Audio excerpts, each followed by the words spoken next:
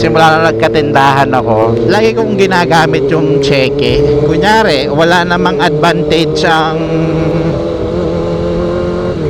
magbabayad ako ng cash or cheque, tapos wala naman advantage kung ika-cash ko siya, i-check ko na lang kasi mas para sa akin, mas pabor sa akin na dumadami yung yung cash, kahit hindi naman sa akin yung perang yon.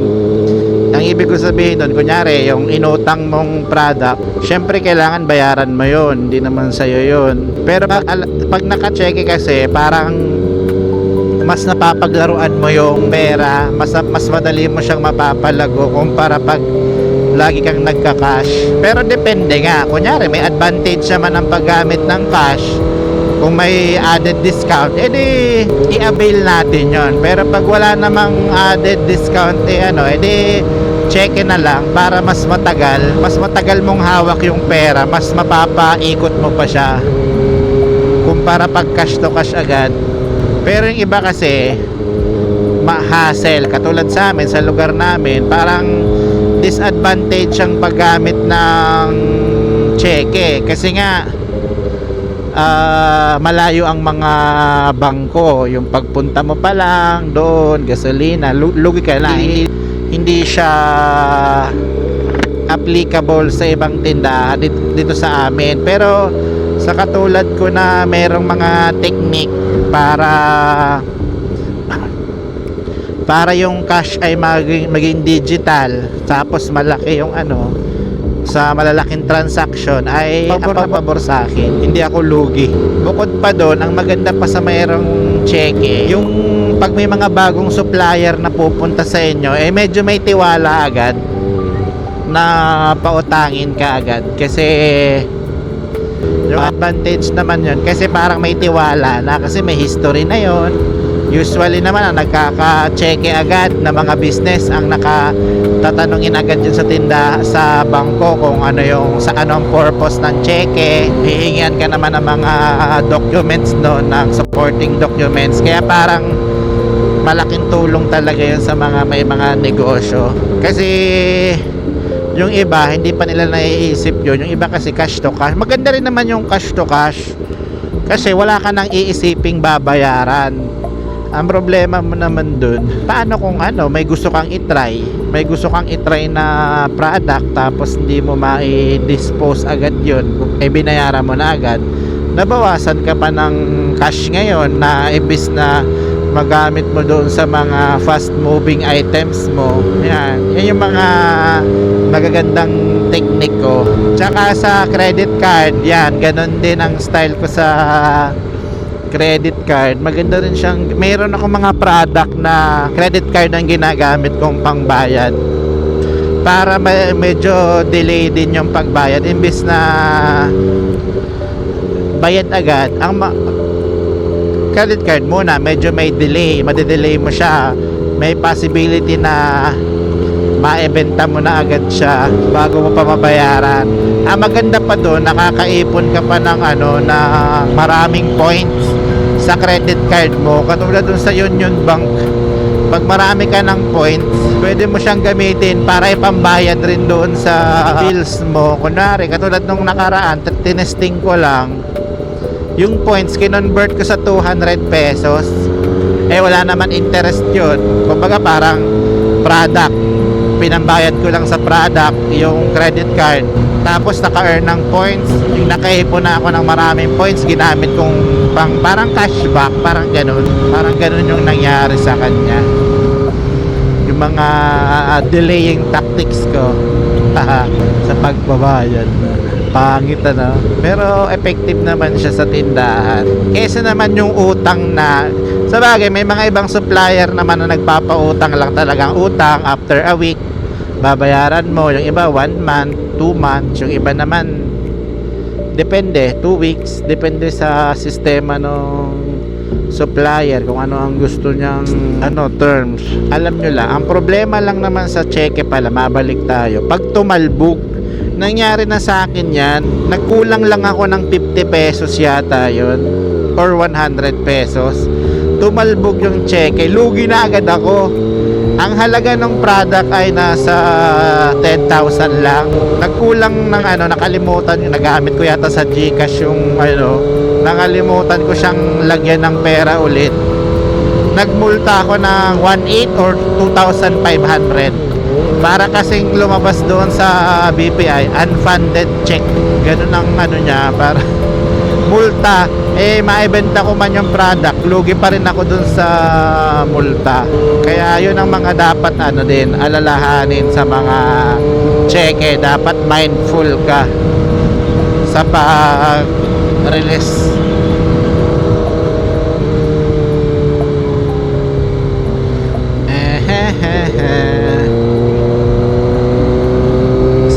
Sa credit card naman, ganun din. Pag nag-lapse ka doon sa araw, dapat mabayaran mo na siya bago mag-due date para hindi ka hindi ka mag-penalty ng malaki. Pero yung iba, nang ginagawa, pag labas ng statement of account nila, yung iba lang naman yung minimum amount due, babayaran na agad nila yon. Tapos, bago mag-due date, babayaran nila ng full. Para once magkamali man sila hindi man nila mabayaran ng full yung utang nila, nakapagbayad naman sila ng minimum amount due, meron silang may counting fee lang silang babayaran. Pero sayang pa din yung ganong bagay kasi sa business kasi yun. Kaya dapat talagang mag-ingat dahil mababawasan pa tayo ng benta nun. Ano pa ba ang share ko sa inyo sa tindahan, sa pagbibusiness? Naalala ko lang, may mga nakakabwisit na ahente ng kung ano mang negosyo ninyo. May nakakabwisit na tao na talagang ang bigat na loob. Alam nyo, ang gagawin nyo lang, dapat magpakitang tao pa rin kayo na okay.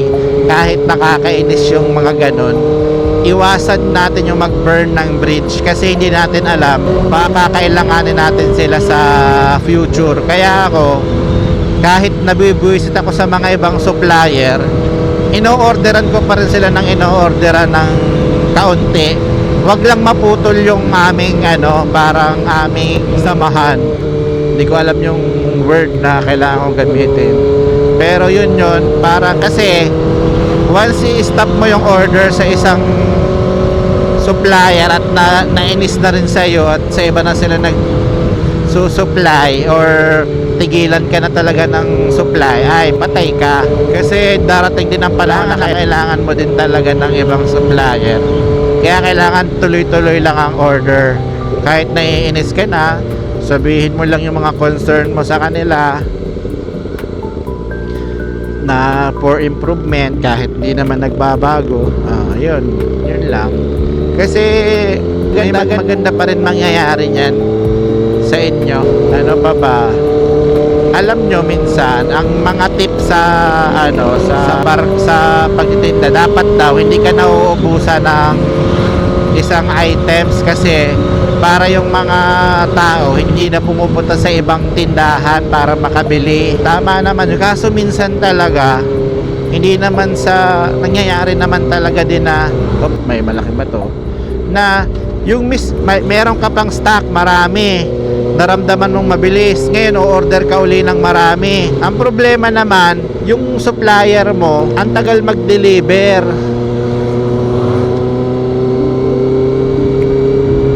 Ang tagal nila mag-deliver. Ngayon, para ang mangyayari tuloy, mauubusan ka na ng produkto, mawawalan ka. Kahit gaano ka, may ganong moment minsan sa mga tindahan talaga na kahit gaano karami yung orderin mo, minsan pumapalpak din talaga yung supplier. Nauubusan at nauubusan. Ano tayo magagawa doon? Wag lang talaga sigurong parating nauubusan yan. Kasi mataturn up ang mga customer niyan. Kasi magiging laging wala doon. Kaso talaga hindi naman sa pagmamayabang minsan talaga mauubusan ka talaga sa sobrang lakas rin. Tulong na lang din kayo ng mga ibang tindahan kasi dapat kunyari nawalan ka ng isang produkto, bumili ka na sa kanila ng pang-display mo kahit wala ka nang tubuin, kahit same price mo na lang ibenta yung product na yon, basta mapagbigyan mo yung customer mo na merong naibigay mo yung demand niya.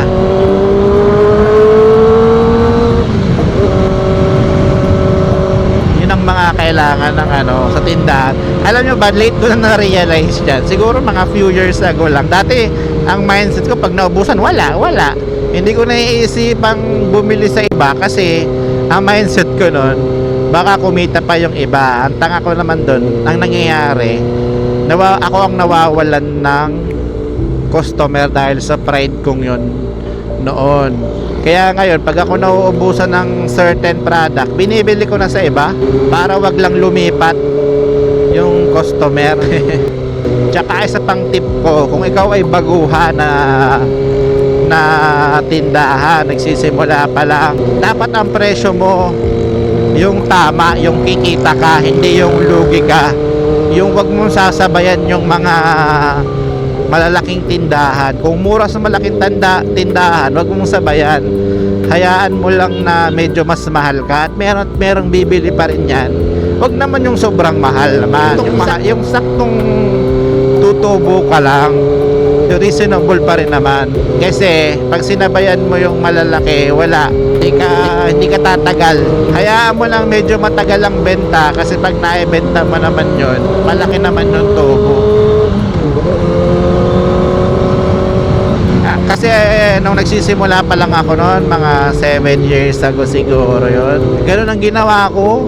Mura talaga, as in mura kung mura. Pagdating ng minsan pag kinompute mo, ang laki nga ng total benta mo, pero yung kita mo ang liit lang, parang napagod ka pa. Yung nasa tama na yung presyo, ang ganda na ng kitaan. Tsaka kunyari ikaw yung tindahan, marami kayong magkakapareho, kailangan magkaroon ka rin ng niche. Kumbaga parang meron kang specialty kumpara doon sa ibang tindahan, para naman may mga certain customer ka na target audience mo talaga, na sa'yo lang pupunta kasi maganda or may something kang special.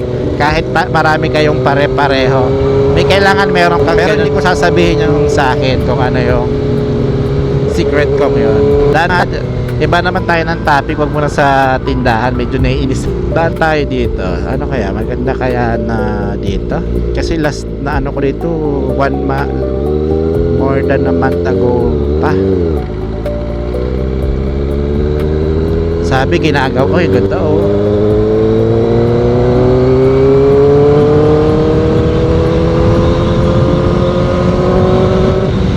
daming kalsada.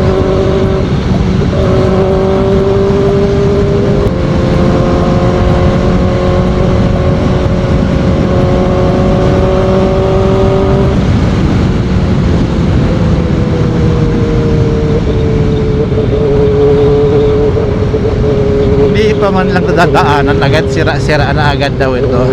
Sabi, basher lang yun. Sa gitna daw nito, sira na. Sabi, hindi ko alam. Oy, landslide. May baha na agad dito. Gigibay na naman to, patataasin. Ano kaya, makakadaan kaya tayo.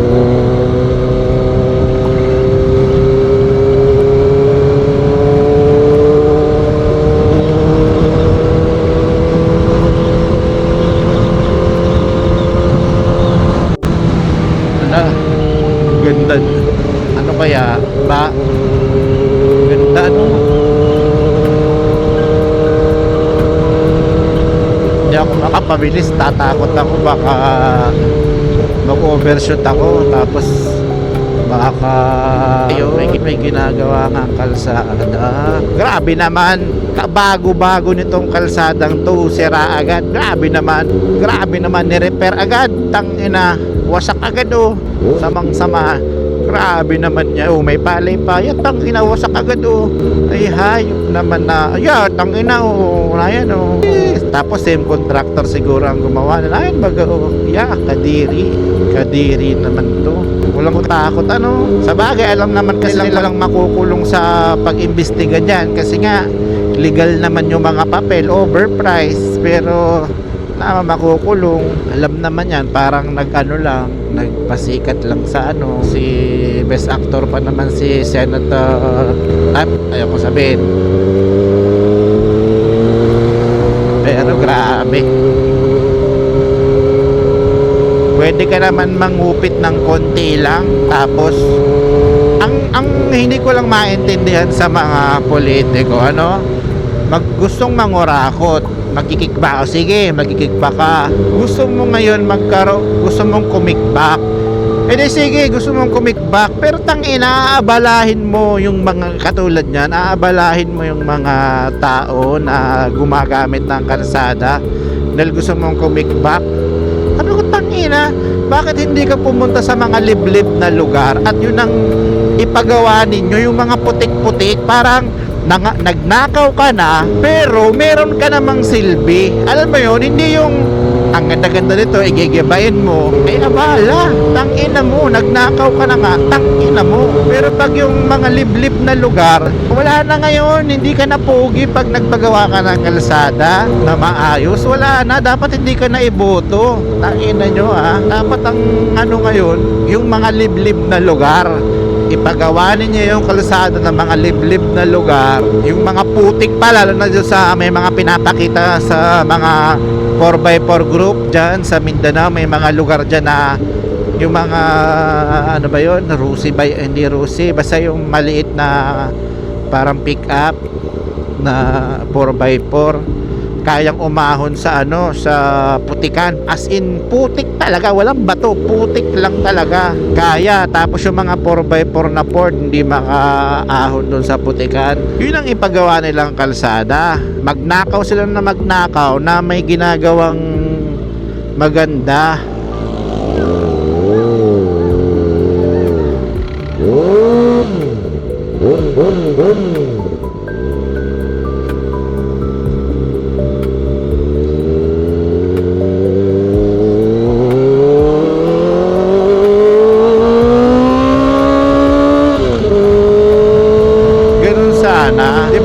Parang alam naman ng tao na tulad sa Naga, ganda-ganda nung bago po makarating ng Naga, meron dun highway na ginigiba. Hirap silang gibain.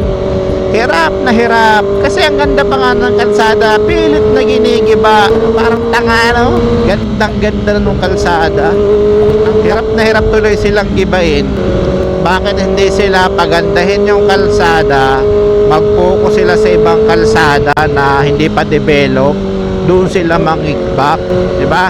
Tapos puro na lang kalsada, iba naman din dapat, ulit-ulit na abala, daming naaabala, Diyos ko po.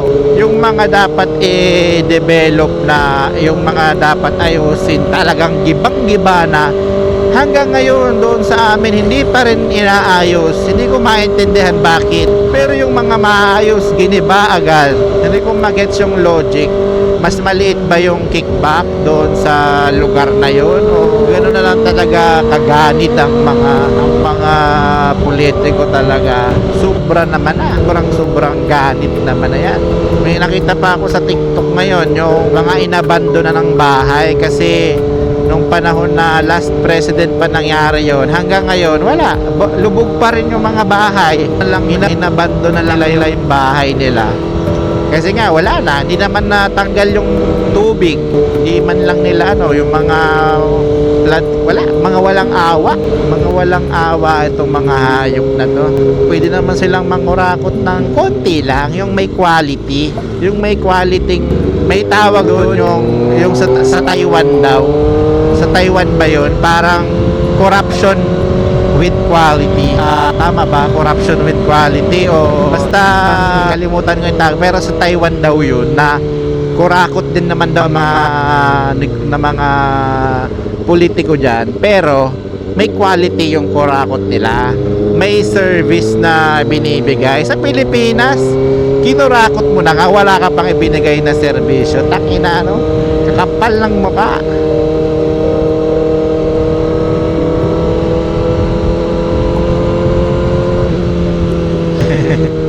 Pero mahirap din magsalita ng kung ano-ano kasi hindi naman natin alam kung ano. Kung kunyari ako ang congressman, hindi naman natin alam kung ano ang mangyayari kung ako baka naman kurang salita ng ganito, pero pag ako na ang congressman, mas matindi pa pala ako dun sa binabati ko sa sinasabi ko. Hindi, ibig ko sabihin pala, hindi naman pala congressman, I mean politiko pala sa lahat, kunyari senador, ganon,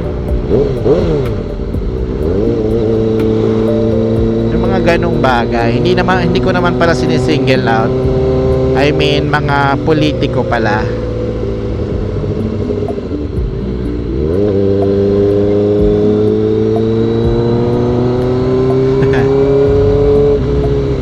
Para na lang yung 12% VAT daw ibaba sa 10%.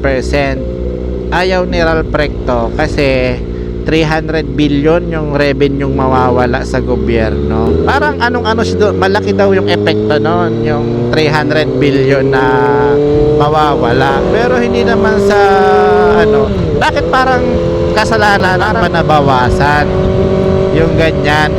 700 billion nga yung kurakot. Kumbaga sa kurakot nawawala yung pera. Di ibig sabihin, sobra-sobra pa yung kinikita kung walang corruption talaga. Parang kasi gets ko naman siya, trabaho niya yun lang ang trabaho niya. Yung sa corruption, iba ang may concern nun. Hindi niya na concern yun kasi nga, ang trabaho niya yung sa yung sa saan nga ba siya? Sa pera ng bansa natin. Kailangan talaga niyang, baka nga naman ma-downgrade tayo sa mas malaki yung bayaran interest, ganon. May ganon yata yan, hindi ko sure. Pero grabe ang daming nasasayang. Siguro kung walang corruption sa Pilipinas, baka yung bawat barangay or sa PhilHealth na lang, siguro libre ang health natin. Kahit doon na lang bumawi, maganda, libre, may quality. Tapos may choice ka na lang na pag gusto mo ng private, pwede mag-private ka para mas maganda yung mas maganda yung service siguro. Pero kung walang corruption, maraming doktor, maraming nurse na well compensated, siguro wala masyado mag-a-abroad na nurses and doctors. Tapos bawat barangay maganda yung service. Hindi natin alam kung doon pa lang. Ito rin PhilHealth naman kasi magnanakaw rin ng hayop. Laptop seller hindi, yung laptop na akala mo parang yung 300,000. Grabe namang magnanakaw naman yan. Sobra naman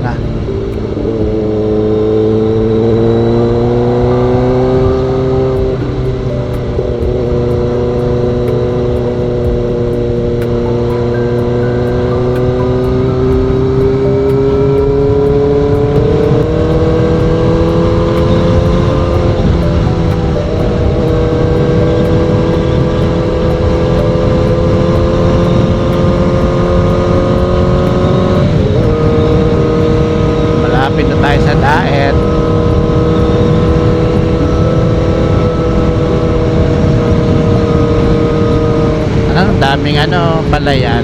Sa anong lugar ba? So Binsons nga ito.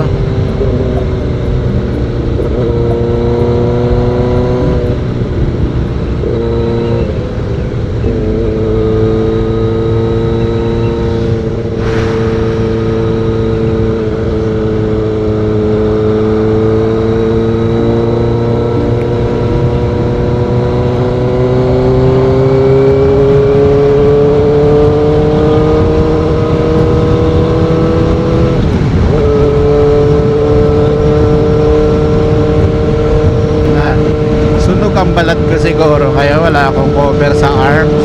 Next time bibili na ako ng mga jacket.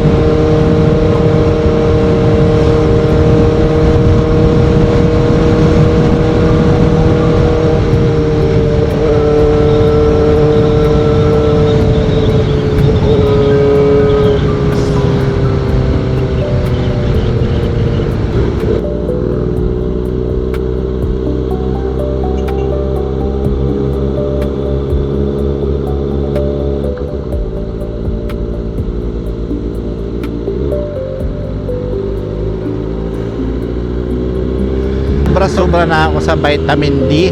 Sunog na sunog naman ako.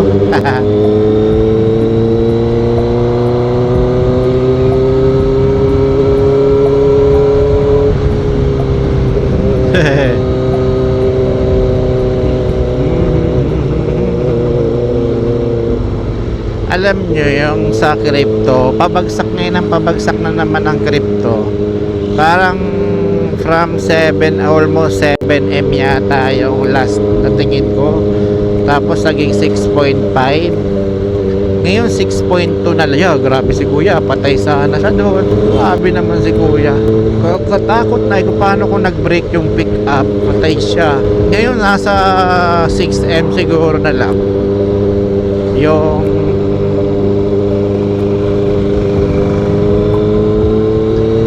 nasa 6M na lang yung Bitcoin. Halos bagsakan nga ngayon. Matindi na naman ngayon yung gold. Hindi kaya magkaroon ng yung gold magkaroon ng collapse?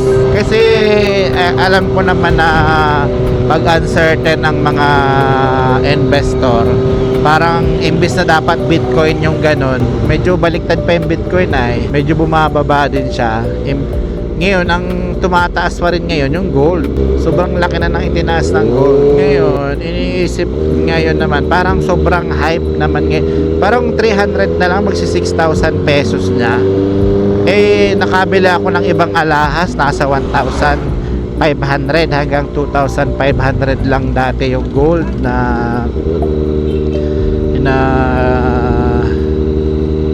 nabibili.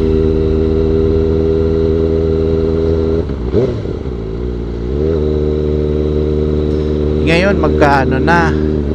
Magsi 6,000 na. Ngayon naman parang grabe daw yung hype, sabi ng mga tao. Baka naman parang yung mga hinahype masyado, lalo na yung mga influencer ngayon sa Pilipinas, masyadong hinahype ang gold. Ang sa akin lang naman doon, parang possible kasi ngayon taas ang pataas ng gold, hindi nila alam bababa din yan. Pero ang pagbaba naman ng tingin ko lang naman sa akin lang naman ito, ang pagbaba ng gold ay hindi naman katulad ng ng Bitcoin or stocks. Kasi yan ang number 1, may pinakamataas na market cap ang gold. Kasi nga yun, 10 trillion ba yan? Parang ganon. Parang ang sunod sa kanyang stock 10 times bago niya ganon kalaki ang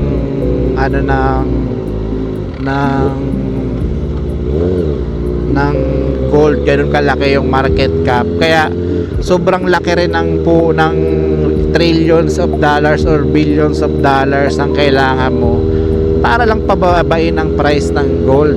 Parang medyo mahirap siyang medyo mahirap siya ano ba yun, pabain na i-manipulate. Alam niyo yun, yung katulad ng sinasabi ng ibang mga Filipino influencer na iba din daw yung hype ngayon ng gold kasi talaga namang tumataas. Pero bababa din yan siguro, kaso ang opinion ko lang dyan, bababa yan pero dahan-dahan. Hindi naman yung kung gaano siya tumaas, ganoon din siya bababa, dahan-dahan. Hindi rin yung spike ng spike na parang Bitcoin na 10%, 20%, 30% ng isang oras. Hindi naman siya ganon, palagay ko. Oh no, traffic. Lalo na dito sa lugar namin, maraming gold. Parang hinihingi lang nung iba. Dada yun. Ngayon hindi na pwede. Pera na ang ibinibigay. Noon, pag nanghihingi ka, gold nang ibibigay. Pero ngayon, hindi.